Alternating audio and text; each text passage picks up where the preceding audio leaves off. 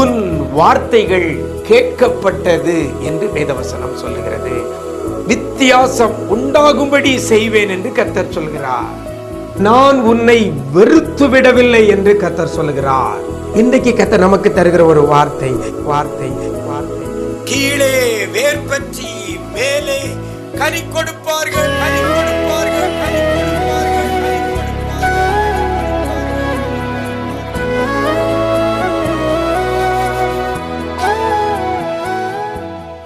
கிறிஸ்துவில் பிரியமானவர்களே, ஆண்டவரும் இரட்சகரும் ஆகிய இயேசு கிறிஸ்துவின் ஈடு இணையற்ற நாமத்தில் உங்களுக்கு அன்பின் வாழ்த்துக்களை தெரிவிக்கிறேன். நிஜம் தொலைக்காட்சியின் இந்த விசேஷித்த வார்த்தை நிகழ்ச்சி மூலமாக உங்களை சந்திப்பதிலே மிக்க மகிழ்ச்சி அடைகிறேன். நல்லா இருக்கிறீங்களா? எல்லாரும் ஆண்டவர் கிருபையில நல்லா இருப்பீங்கன்னு கர்த்தருக்குள் நம்புகிறேன். இந்த நாளில் கூட கர்த்தர் நமக்கு தருகிற ஒரு வார்த்தை 2 ராஜாக்களின் புஸ்தகம் 19ஆம் அதிகாரம் 30ஆம் வசனத்தில் இவ்வாறாக சொல்லப்படுகிறது. கீழே வேர் பற்றி மேலே கனி கொடுப்பார்கள் என்று வேதவசனம் சொல்லுகிறது. இந்த நாளில் கூட கர்த்தர் உங்களை பார்த்து சொல்லுகிற ஒரு காரியம், நீங்கள் கனி கொடுப்பீர்கள், நீங்கள் வேர் பற்றுவீர்கள். 2 காரியம். ஒன்று, வேர் பற்ற போறீங்க, இன்னொன்று கனி கொடுக்க போறீங்க. வேதவசனம் தெளிவாய் சொல்லுகிறது, கீழே வேர் பற்றி மேலே கனி கொடுப்பார்கள் என்று வேதவசனம் சொல்லுகிறது. அப்படி வாழ்க்கையில் வேர் பற்றாதபடி நிறைய காரியங்கள் இருக்கிறது. ஒரு மரத்துக்கு வேறு நல்லா ஸ்ட்ராங்காக இருந்துச்சுன்னா மரம் நல்லா ஸ்ட்ராங்காக இருக்கும். வேறு நல்ல ஆழமாக போய் அது இருந்துச்சுன்னா, பரவி இருந்துச்சுன்னா, பற்றி இருந்தால் மரம் நல்லா ஸ்ட்ராங்காக இருக்கும். காற்றோ மழையோ புயலோ எதுக்கும் அது அசையாது. இந்த நாளில் கூட கர்த்தர் சொல்லுகிறார், கீழே வேர் பற்றுவீர்கள். இன்னைக்கு நம்முடைய தொழில் வேர் பற்றி இருக்கல, ஆடிக்கிட்டு இருக்குது. சரீர ஆரோக்கியம் வேர் பற்றலை. ஒரு நாள் சுகமாக இருக்கும், ஒரு நாள் படுத்துக்கிட்டோம், ஒரு நாள் நல்லா இருக்கும், அடுத்த நாள் பலவீனத்தில் இருக்கிறோம். வேர் பற்றலை, அதனால தான் நிலைத்தன்மை இல்லை. குடும்பத்தில் சமாதானம் அப்படிதான், வேர் பற்றலை. கீழே வேர் பற்றலை, அதனால் ஒரு நாள் சந்தோஷமாக இருக்கும், அடுத்த நாள் சண்டை சச்சரவு துக்கம் கவலை கண்ணீர் பெருகி போகிறது. எதுவுமே ஆசீர்வாதங்கள் நன்மைகள் ஸ்திரத்தன்மை இல்லாததற்கு காரணம் கீழே வேர் பற்றாதது.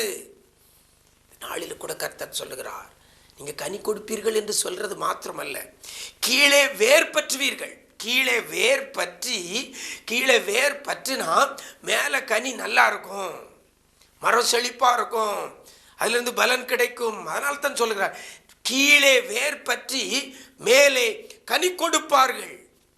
எந்த கனி கொடுக்காதபடி உங்களுடைய வாழ்க்கை இருக்கலாம். உங்கள் குடும்பத்தில் கனி இல்லாத ஒரு வாழ்வு இருக்கலாம். உங்கள் தொழிலில் கனி இல்லாதபடி இருக்கலாம். கனின்னா அதனுடைய பலன். ஒரு மரம் வைக்கிறோம், அதனுடைய பலன் என்னென்னா கனி. ஒரு தொழில் செய்கிறோம், அதனுடைய கனி என்னென்னா வருமானம்.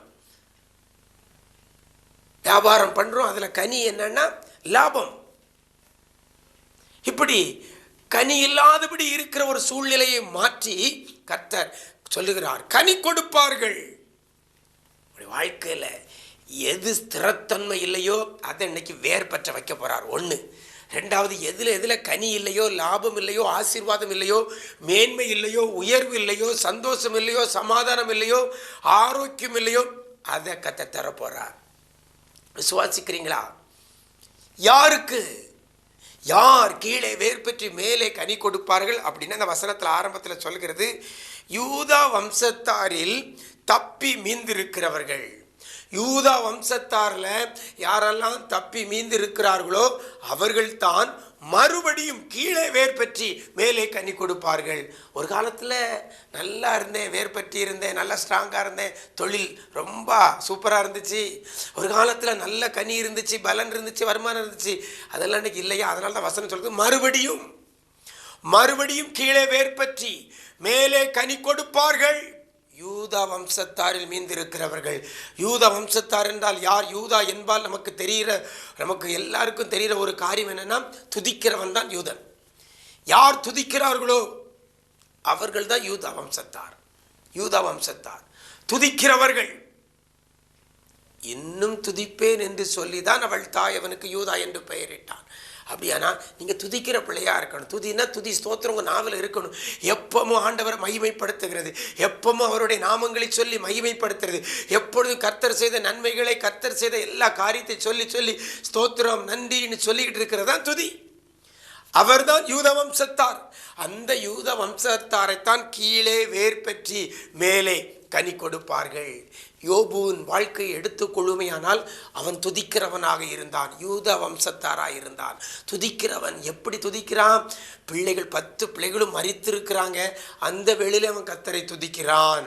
கர்த்தர் கொடுத்தார், கர்த்தர் எடுத்தார், கர்த்தருடைய நாமத்துக்கு ஸ்தோத்திரம். துதிக்கிறவன் யூத வம்சத்தார். அந்த யூத வம்சத்தாரைத்தான் மறுபடியும் கீழே வேர் பெற்றி மேலே கனி கொடுப்பார்கள். யோபு எல்லாத்தையும் இழந்துட்டான், எல்லாம் போயிட்டு, சொத்து சோகம் பிள்ளைகள் எல்லாம் போயிட்டு, இருக்கிறது மனைவி மட்டும்தான். அவளும் தூசிக்கிறாள், சரீரத்தில் ஆரோக்கியம் போயிட்டு, உச்சம் தலைமுதல் உள்ளங்கால் வரை பெரிய பெரிய பற்கள், ஆரோக்கியத்தையும் இழந்துட்டான். ஸ்திரத்தன்மை இல்லை, பலன் இல்லை, கனி இல்லை. ஆனால் அவன் துதிக்கிறவனாக இருந்ததுனால அவன் மறுபடியும் கீழே வேர் பெற்றி மேலே கனி கொடுத்தான். நமக்கு எல்லாருக்கும் தெரியும் யோபுவின் சம்பவம். மறுபடியும் முன்னிருந்ததை காட்டிலும் பின்னில மேலே இரட்டத்தனையான ஆசீர்வாதத்தை பெற்றுக்கொண்டான். எப்படி? மறுபடியும் வேர் பற்றினான், மேலே கனி கொடுத்தான்.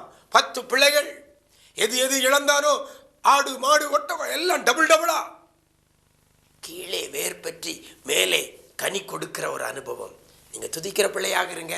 உடைய வாழ்க்கையில் எவைகள் இழந்திருந்தாலும் சரி, எவைகள் ஆட்டம் கண்டு கொண்டிருந்தாலும் சரி, மறுபடியும் வேர் பற்றி மேலே கனி கொடுக்க வைக்க என் தேவனாலே கூடும். இந்த இயேசுவை பற்றி கொள்ளுங்கள், கீழே வேர் பற்றி மேலே கனி கொடுக்க வைப்பார். அப்படிப்பட்ட கிருபை கர்த்தர் தருவாராக. நாம் ஜெபிக்கலாமா?